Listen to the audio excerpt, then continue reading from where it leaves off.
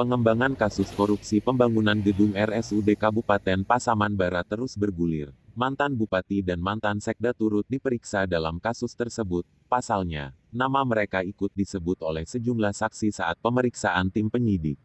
Pemeriksaan mantan sekda Pasaman Barat inisial Y dilakukan sesuai jadwal pemanggilan, tanggal 16 September. Sementara mantan bupati inisial Y diperiksa hari Rabu hingga Kamis sore kemarin, karena yang bersangkutan mangkir pada panggilan sebelumnya.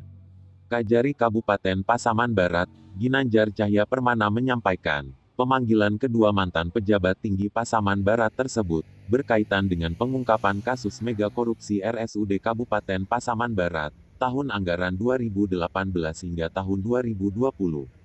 Tim penyidik terus melakukan pendalaman keterkaitan berbagai pihak dalam kasus korupsi tersebut, karena perkiraan awal, kerugian fisik sekitar 20 miliar rupiah, dan terdapat sekitar 4,5 miliar rupiah gratifikasi. Namun jumlah tersebut diperkirakan bisa berubah, karena tim masih melakukan pendalaman.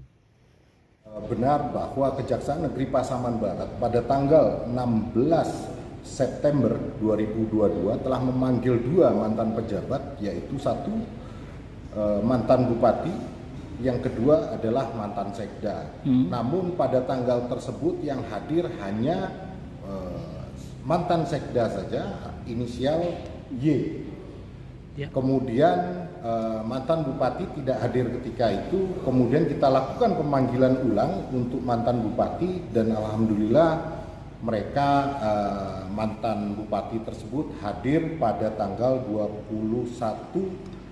September 2022. Adapun kapasitas mereka untuk dipanggil, karena ada beberapa saksi yang menyebutkan nama-nama tersebut, sehingga kami harus melakukan klarifikasi terhadap yang bersangkutan. Hingga hari ini, sudah ada 11 tersangka yang ditetapkan dalam kasus korupsi pembangunan RSUD Pasaman Barat itu. Tim kejaksaan terus berupaya melakukan penegakan hukum dan penyelamatan uang negara akibat korupsi tersebut. Tim Liputan, Minangkabau TV.